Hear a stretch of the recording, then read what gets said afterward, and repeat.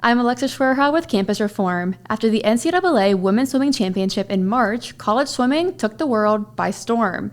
Controversy generated after transgender swimmer Leah Thomas competed and won a national title in the 500-yard freestyle and placed in the 100-yard and 200-yard freestyle events. Since the nation has erupted into a debate over whether or not transgender athletes should be allowed to compete based on gender identity.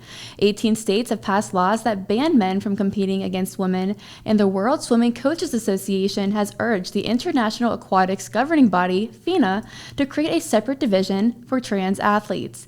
The argument is consistent that men have a biological advantage over women that makes athletic competition unfair. Joining me now to discuss is former University of Kentucky swimmer Riley Gaines. Gaines competed against Thomas back in March in the 200-yard freestyle championship and tied, but was forced to pose with the sixth-place trophy and told to receive hers later in the mail. Riley, thank you so much for joining me today. We're very excited to hear your thoughts. Yeah, thank you guys for giving myself the opportunity to speak about it, but also speaking for past, present, and future female athletes. So thank you. Absolutely. And you've been a very outspoken advocate for women athletes, especially since the championship meet. So my first question for you is, why are you so passionate about this issue? Yeah, this is just something to me that is completely unfair and totally wrong. And it's something that I experienced firsthand. And so to see how many people it affected being at NCAA's, it just kind of spoke to me. And I just am someone who's going to stand true to my convictions. Honestly, I think it presented me with a great opportunity. And so I'm kind of running with it. And it's definitely overwhelming, but it is something I'm passionate about. And it's something that I hope to continue to express my feelings about. Absolutely. And as you know, the NCAA championship got a lot of media attention down in Georgia Tech. Here at the Leadership Institute's Campus Reform, we were down there and we were talking to students outside the venue about the issue, getting their general thoughts.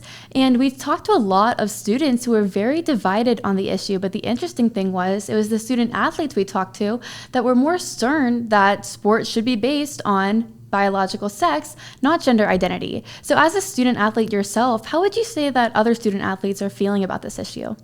Yeah, I think honestly, the majority feels how I feel, and that is that having biological men compete with women is unfair.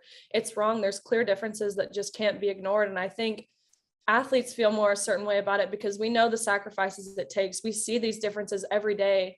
We train with men, we train with women, and we know the disparities between the two. And so seeing that firsthand and being kind of forced to compete with a biological male is just completely wrong. And I think a lot of people, especially the athletes who are at NCAAs, agree with me and my thoughts on that.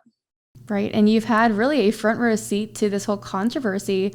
So having competed against Thomas, being a swimmer yourself, what do you think is not being understood about this conversation of allowing athletes to compete on gender identity and not biological sex? I think people are fixated on this idea of inclusion, which I agree, inclusion is a great thing in all aspects of life. But when we're trying to, protect the integrity of women's sports, you have to prioritize fairness. And that's what it really boils down to. If you think about any sports, divisions are put in place for a reason, whether that be, baseball, boxing. We don't have our heavyweights, fighting our featherweights. And there's a reason for that. And it's not because we're fat shaming the heavyweights. It's because there's a clear unfair advantage if we were to have those people, fighting people 50 pounds less than them. And I think it's the same. Inclusion is great, and you never want to introduce, kind of segregative guidelines and policies. We should prioritize fairness in this sense if that's what's really important and that's what should be important. Absolutely. And I do want to shift the conversation a little bit to kind of talk about the structure of what's going on in the swimming world. As I said in the introduction, the World Swimming Coaches Association proposed that FINA create a separate division for trans athletes. This was told to Campus Reform by a former swim coach, David Sallow, and he suggested the same solution back in February. So as a swimmer yourself, do you think this is a feasible solution? I do. I think it's a great solution for a sport like ours that's somewhat individualized. When you're kind of competing for yourself, it's a team sport, but you are competing for yourself. Your own time matters for you. And so to have a separate category, I think, is a way that could appease everyone. It gives everyone, athletic opportunity, which I don't think anyone should be denied of.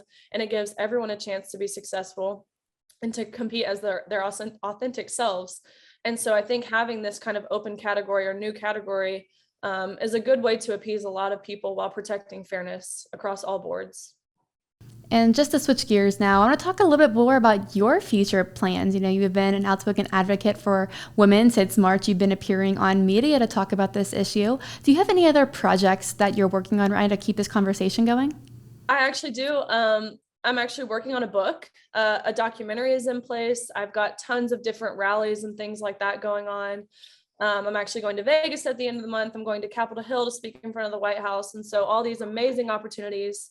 I've actually had this idea of Title 20, which would be denoted as Title XX, with the XX representing the female chromosomes, and kind of a spinoff as Title 9.